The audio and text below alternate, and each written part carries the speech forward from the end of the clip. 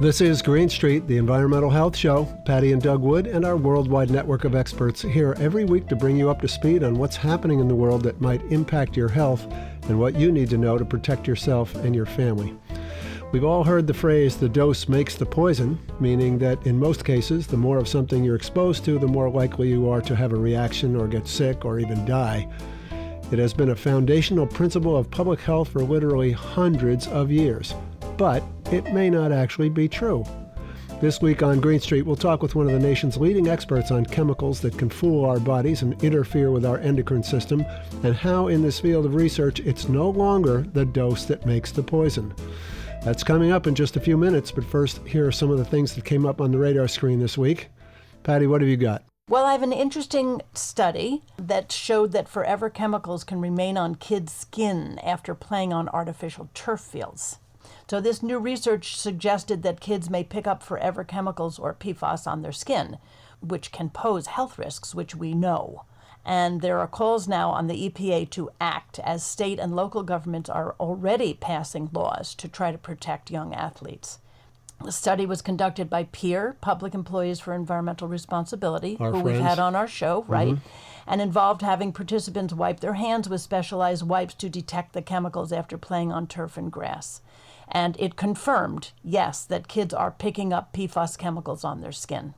So 3 out of 4 players showed the increased levels of one type of PFAS after playing soccer. You know, even if school districts are moving away from crumb rubber and putting in another type of infill material. Doesn't matter. It doesn't matter, because this study is showing that the artificial blades of grass, that's the green little blades, and the carpet that holds those blades in place, are coated with PFAS, and they can cause exposure. So even if you put coconut shells or what do they have, ground up sneakers, and even if you put other stuff as the infill, you're not solving the problem. You're not solving the PFAS problem for sure.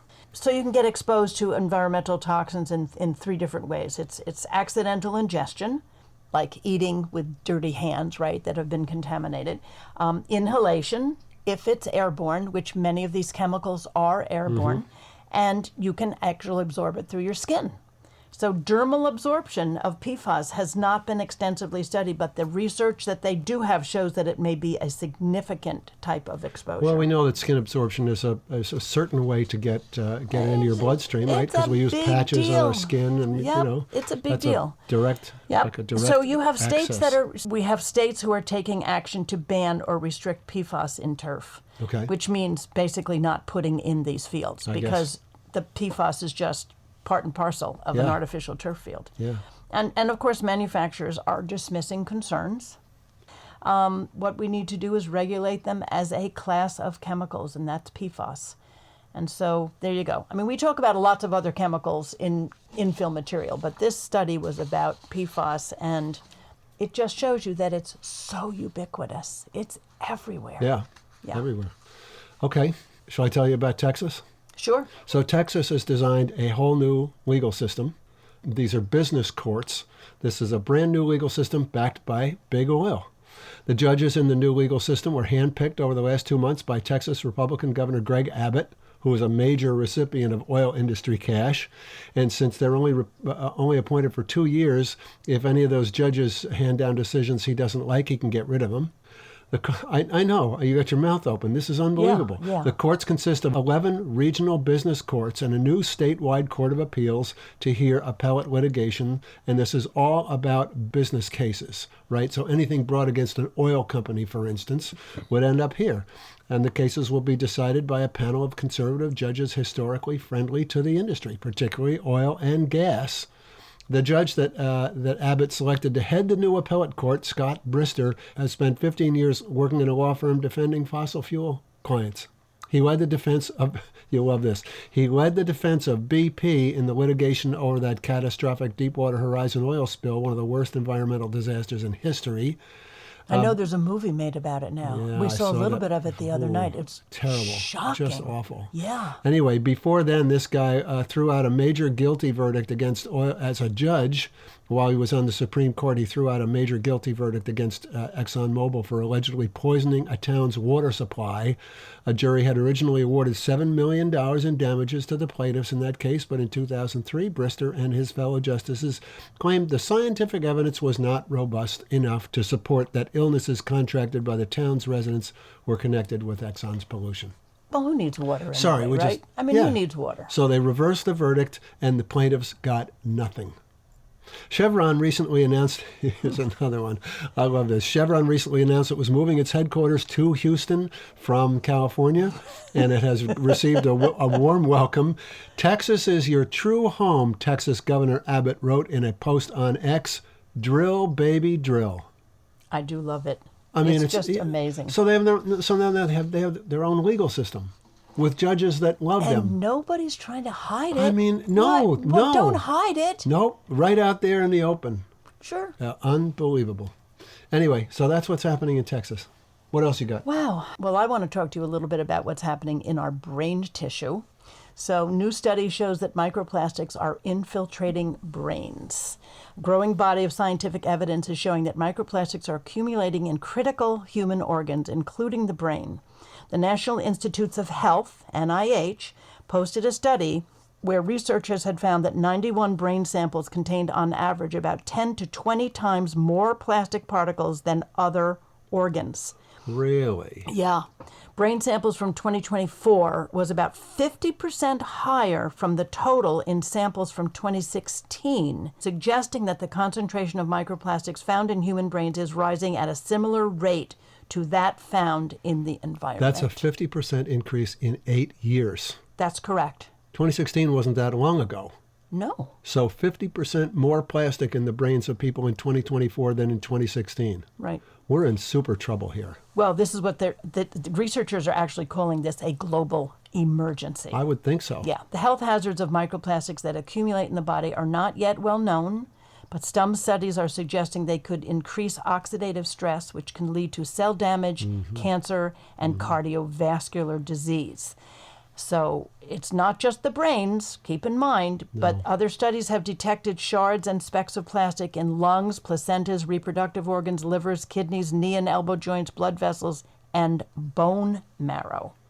But the FDA is very reassuring. They're on the case? They're on the case. They said in their statement on their website that, quote, current scientific evidence does not demonstrate that levels of microplastics or nanoplastics detected in foods pose a risk to human health, end quote. And then Leo Trisande, one of our board members, a medical researcher at NYU, said much remains unknown about the impacts of microplastic accumulation in humans, but the negative health impacts of chemicals used in plastics, such as phthalates, are better established. Microplastic particles can be contaminated with and carry toxic chemicals into the body. Quote, these micro and nanoplastics may be an effective delivery system for toxic chemicals, end quote, said Dr. Trisande. Wow. Yeah. So you're ingesting the plastic is bringing the chemicals along with it, and Right. we know how toxic the chemicals are. Correct. And the FDA is still saying, oh, we don't know how... Current scientific evidence does not demonstrate that levels of microplastics or nanoplastics detected in foods pose a risk to human health. But in fact, this is where you get an enormous exposure, is through food and drink. I'm still back on a 50% increase in 8 years. Yeah. I mean, when are we going to blow the whistle here and say, wait a minute? According to these researchers, this is a global emergency.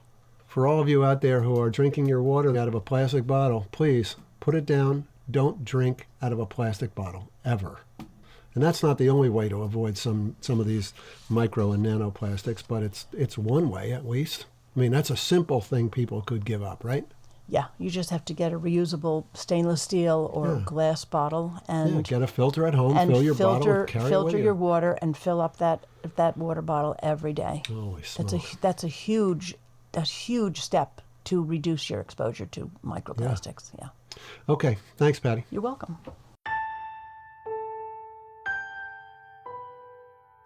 It's a little like Russian roulette. On the one hand, we have thousands of consumer products that contain chemicals that are known to mimic our own natural hormones and can completely disrupt our own endocrine system if they show up in our body at the wrong time. On the other, we have humans going through various stages of growth. If the human happens to eat, drink, inhale, or otherwise expose themselves to an endocrine-disrupting chemical contained in one of those products at precisely the wrong time, the result could be a major change in their development. Something that was supposed to happen may not happen, or something that wasn't supposed to happen does. And of course, no one will ever know exactly what happened or how or when, but the human will be forever altered in their development. Dr. Thomas Zoeller is Professor Emeritus of Biology at the University of Massachusetts Amherst and is visiting professor in the School of Science and Technology at the University of Örebro, Sweden. For many years, Dr. Zoeller has been involved with federal regulators as they try to understand the issue of endocrine disruption and how they can regulate chemicals that have the potential to cause havoc in our bodies. Patti and I caught up with Dr. Zoeller yesterday, and we asked him first to give us a simple overview of the issue of endocrine disruption. Where do you start? It's big and it's difficult. And, kind of thinking about this, one of the things that I think people don't realize is that when big companies hire organic chemists to come up with chemicals that have some functionality, bisphenol A, phthalates, they wind up being in all of our consumer products. But those organic chemists don't know anything about biology. They're just making molecules. And they make those molecules at very high temperature and pressure. And they put things together that nature has never put together. A good example is bisphenol A. Who would have thought that bisphenol A looks structurally incredibly like thyroid hormone? And it actually binds to the thyroid hormone receptor. Who would have, the organic chemist wouldn't have thought that because they don't know anything about thyroid hormone or estrogen or androgen or any other hormone. Thyroid hormone is one of the body's most amazing chemical creations. During fetal development, it plays a critical role in how the brain develops. And as we get older, it's thyroid hormone that regulates metabolism, the process by which the body transforms food into energy. So anything that disrupts the normal function of thyroid hormone, especially during early development, can have catastrophic and lifelong consequences. Endocrine-disrupting chemicals, or EDCs, are synthetic chemicals that look so much like our own hormones that they fool our bodies. They bind to hormone receptors meant for the real thing, effectively taking the place of our own hormones and disrupting the way our bodies are supposed to function. Government regulators have struggled with the issue of endocrine disruption, partly, says Dr. Zoeller, because they're not trained to understand how it works. I was asked to be on the EPA's Endocrine Disruptor Screening and Testing Advisory Committee back in the 1990s. And it's very disturbing to think that we're surrounded by chemicals that can interfere with hormone levels. And the way that the kind of regulatory toxicology looks at this, and, they have a tough job. That's the first thing.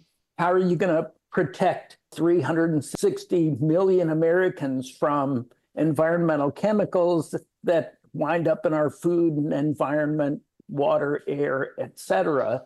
They often are content neutral. So they don't really know about the endocrine system. They don't really know about many of the systems that they evaluate. And so what they wind up doing is kind of moving to almost a checkbox. Did it increase liver weight? Did it increase brain weight? Well, I tell you, my metaphor for that is if your car doesn't start, nobody's going to pull your engine and weigh it to figure out what happens. So how do you begin to impress on people the issue of endocrine disruption? It's a complete change in the way we have to think about chemicals in the environment, because the more of a hormone you add, the less effective it is. And there are mechanistic understanding of how that happens. But, and in fact, in medicine, there are hormones that people use for fertility enhancement that uses a very low dose. But for, let's say, prostate cancer treatment, same drug, high dose. So, this isn't new. We know this stuff. So just to go back for a second, the problem is that one of these synthetic chemicals comes along and it looks exactly like one of our hormones. So it binds to a receptacle that's meant for one of our hormones, maybe thyroid hormone. And so it prevents something from happening that's supposed to happen. Is that right? It could prevent the normal thing, or it could produce an abnormal response that's bad timing, for example. So we worked for a long time on PCBs. There's a guy in Japan that did a lot of work that was similar to us, but he was seeing that individual PCB molecules tended to inhibit, to block the receptors. So it would prevent something from happening. Our data in animals looked the opposite. Mostly, it looked the opposite. And instead, these chemicals could act like thyroid hormone. So now you've got multiple things happening at the same time. So we even showed in the brain that some areas in the brain respond to PCBs like they're being hit with thyroid hormone. Different areas of the brain look like thyroid hormone is being inhibited, and yet other areas of the brain that we know are sensitive to thyroid hormone seem unaffected. So it's really what's happening at a cellular level.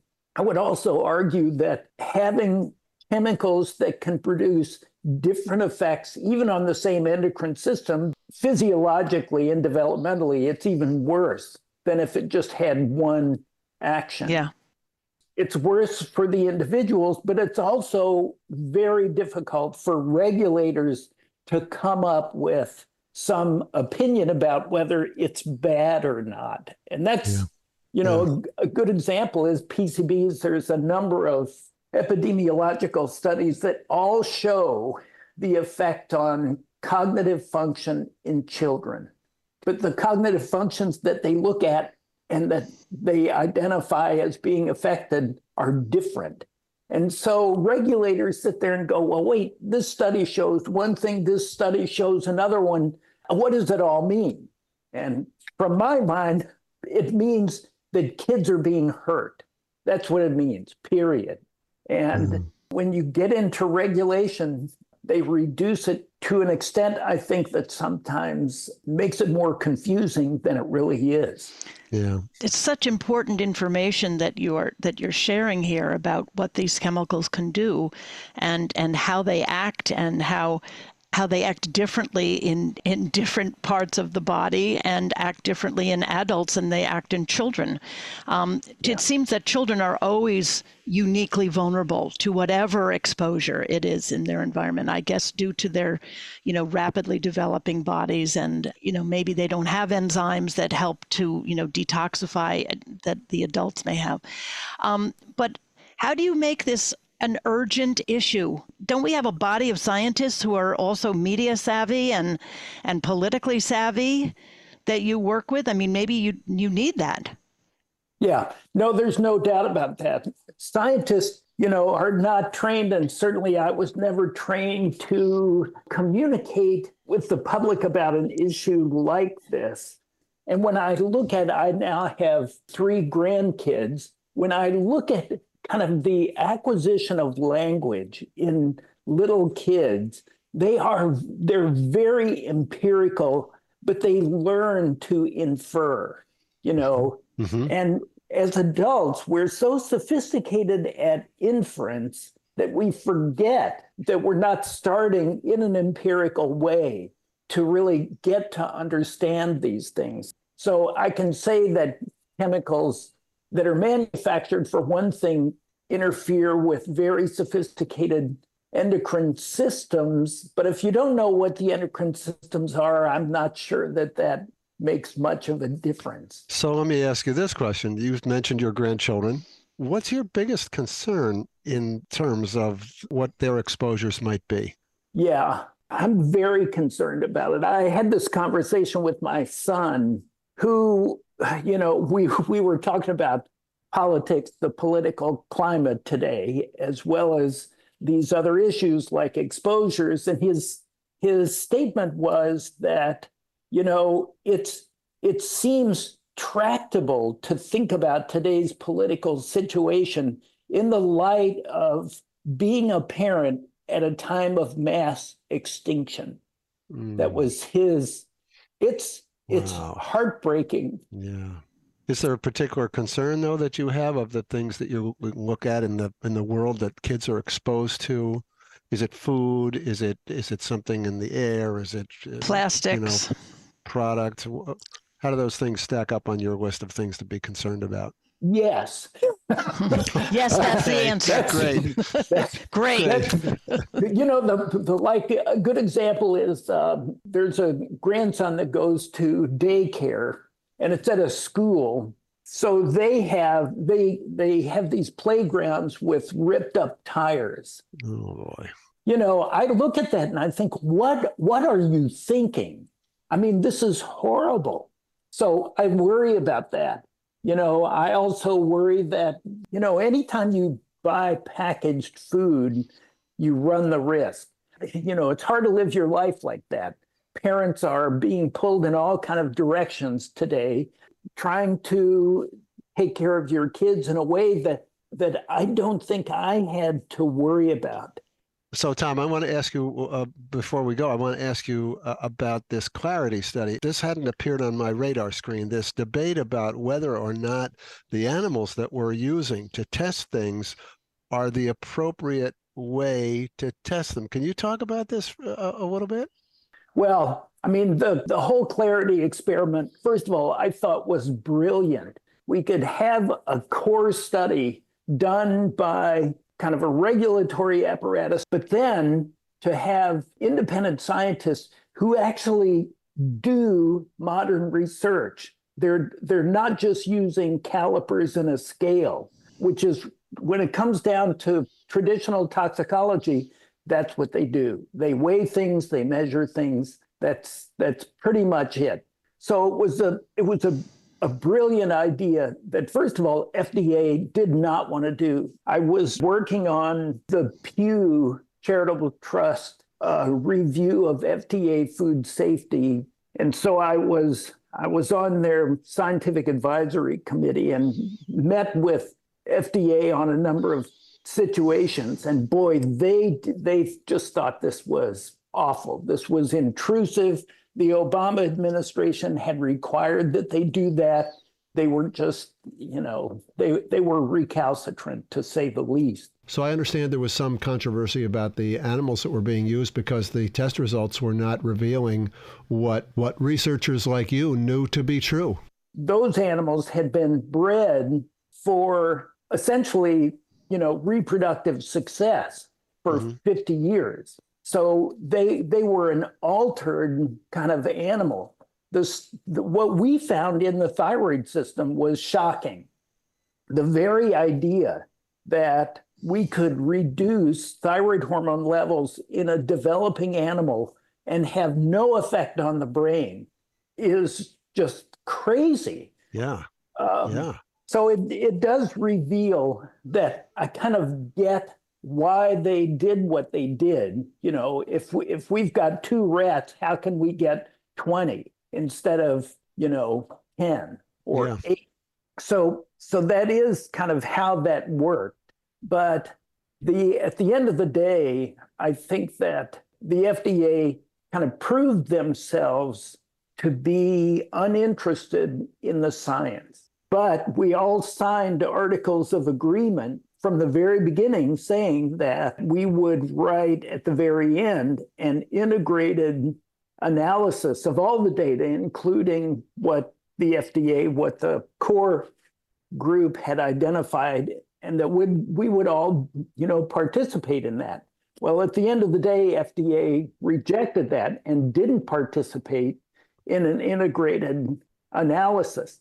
That integrated analysis, interestingly enough, showed that the lowest dose of bisphenol A could affect different tissues differently. When the same animals showed effects of the low dose in different tissues evaluated by different investigators, that's pretty powerful. Yeah. And yet FDA has completely rejected that. They didn't want to hear it. No, they sure didn't. Because the implication is that even small exposures, even tiny exposures to something like bisphenol A could have significant and profound effects. Yeah, for sure. And it also showed that their traditional endpoints are not sensitive enough. Well, was there anything we didn't cover that you wanted to say? Yeah, could you just wrap up the whole endocrine disrupting chemical thing in one sentence for us, Tom? Sure, yeah. I've always said I've got an elevator speech. It just has to be a tall building. That's great. If I'm going to leave with anything, one of the things that I think is going to be the next kind of big blockbuster scientifically is looking at mixtures. Now, we all know that mixtures are important. You just talk about putting skincare products on. You know, the regulatory system looks at one chemical at a time, and it's almost like this chemical has the right to be evaluated independent of everything else. So an epidemiological study that looks at this PFAS, PFNA, or some other PFBA or one of those. Right. Well, there's a bunch of PFAS that are also in the blood at the same time. But, if we can't exclude the possibility that they contributed to the endpoint, then we can't use this. I mean, literally, that's what regulators are saying. Yeah, it's interesting. You're certainly not the first guest on our show who has suggested that, looking at environmentally toxic chemicals one at a time is really missing the point. The synergistic effects and the compound effects of these exposures is the way we experience them. We don't experience them one at a time. So before we go, let me ask you this question, which I like to ask our guests. Are you optimistic about the future? It's a good question. So I have to admit, watching the Democratic National Convention, I started to become optimistic. It's a feeling I haven't had in a long time. But I have to admit also, it's difficult to see how we're going to pull out of all this. I think one of the biggest things would be if the field of toxicology would begin to incorporate these kinds of concepts, because the concept of the dose makes the poison comes with a series of assumptions. One of the assumptions is it's not just dose makes the poison, it's linear. Well, biology isn't linear. They pride themselves in sticking with a 400-year-old maxim. Where in science is a 400-year-old concept still the one that we go by? Sure. So when I talk to regulators, oftentimes they're just not curious. They do have a hard job. An industry has worked for 10 years on a chemical. You can't change the playing field.